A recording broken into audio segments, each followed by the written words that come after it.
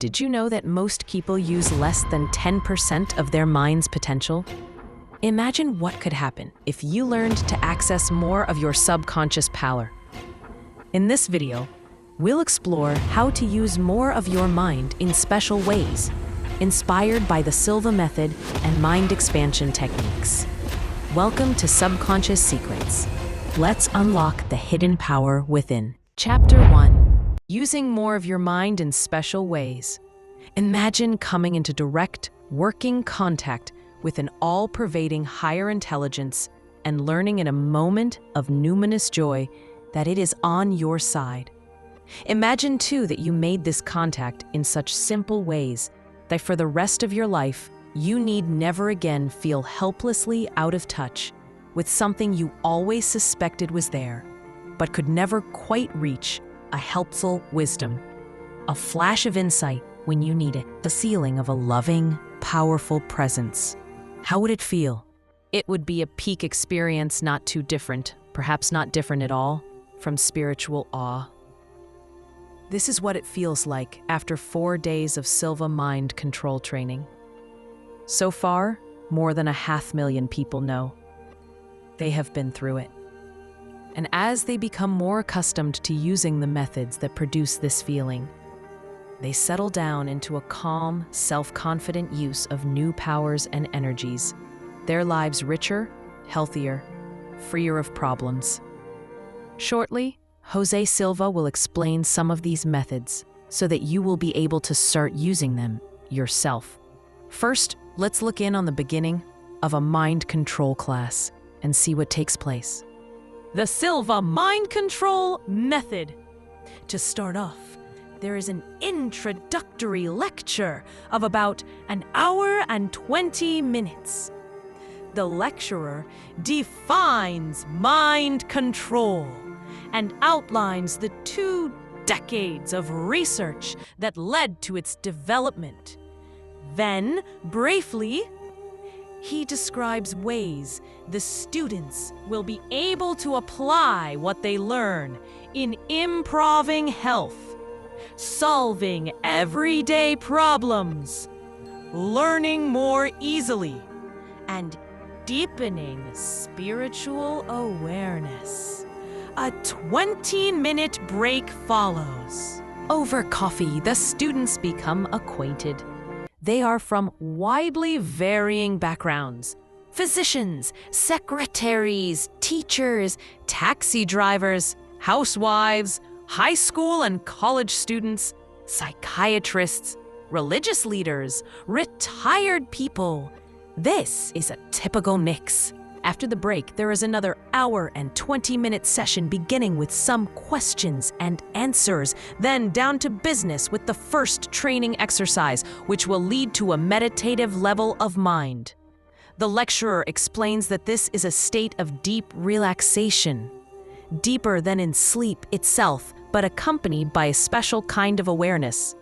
It is in fact an altered state of consciousness used in virtually every meditative discipline and in intensive prayer. No drugs or biofeedback machines are used. Mind control lecturers speak of entering this state as going to your level, or sometimes going into alpha. In a 30-minute exercise, they lead the student there gently, giving instructions in plain English. In fact, all of mind control is in plain English. No scientific jargon or Far Eastern words. Several of the students may already have learned to meditate before coming to class, some using methods that take a few weeks to learn, others after months of determined effort. They are amazed at a simple exercise that takes only 30 minutes. One of the first things students hear is, "You are using more of your mind in special ways." 19 learning to use more of your mind and to use it in a special manner. This is a simple sentence they hear and internalize at the outset. The full meaning of it is nothing less than stupefying. Everyone, no exceptions, everyone has a mind that can easily be trained to exercise powers that beginners openly doubt they have. Only when they actually experience these powers do they come to believe. Another thing that students are told is, project yourself mentally to your ideal place of relaxation, a pleasant, calming, remarkably vivid exercise, which both strengthens the imagination and leads to deeper relaxation. A word about meditation. In everyday speech, it means thinking things over. If you set this book aside for a moment and consider what to have for dinner tomorrow, you are meditating.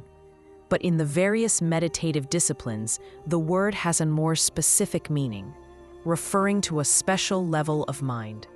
In some disciplines, reaching this level is an end in itself, clearing the mind of all conscious thought.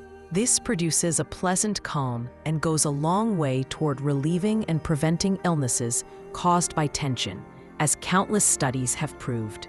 But this is passive meditation. Mind control goes far beyond this. It teaches the student to use this level of mind for solving problems, little nagging ones as well as larger, burdensome ones. This is dynamic meditation. The power of it is truly spectacular. We hear more and more about alpha nowadays. It is one of the brainwave patterns, a kind of electrical energy produced by the brain, and can be measured by an electroencephalograph, EEG. The rhythms of this energy are measured in cycles per second, CPS.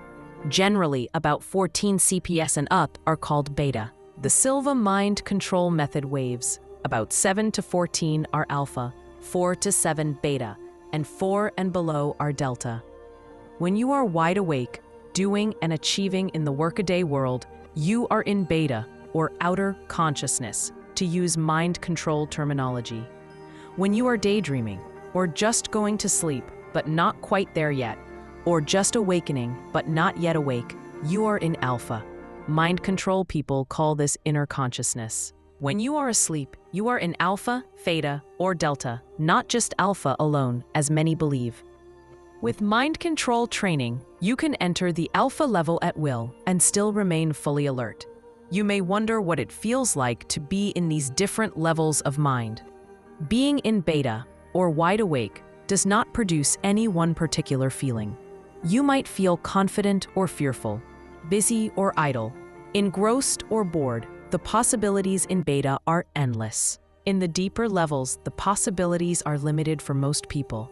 Life has taught them to function in beta, not alpha or theta. At these deeper levels, they are pretty much limited to daydreaming, the edges of sleep, or sleep itself.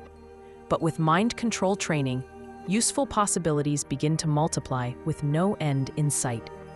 As Harry McKnight, Associate Director of Silva Mind Control, wrote, "The alpha dimension has a complete set of sensing faculties like the beta. In other words, we can do different things in alpha than we can do in beta." This is a key concept in mind control.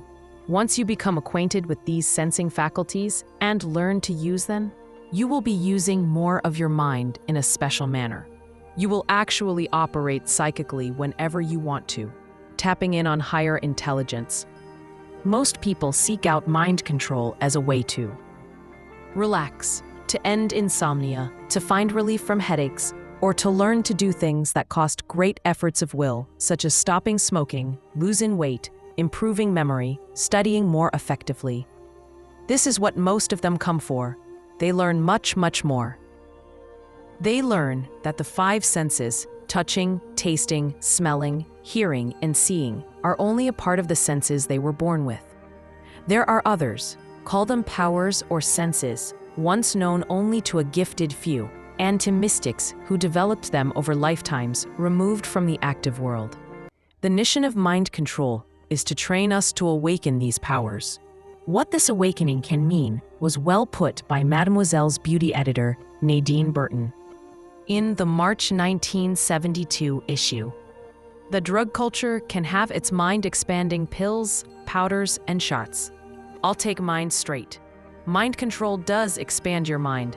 It teaches you how to expand it. It is aptly named because, unlike drugs or hypnosis, you are in control. Mind expansion, self-knowledge, and helping others through mind control are only limited by your own limitations. Anything is possible. You hear about it happening to others, and suddenly, You see it happening to you.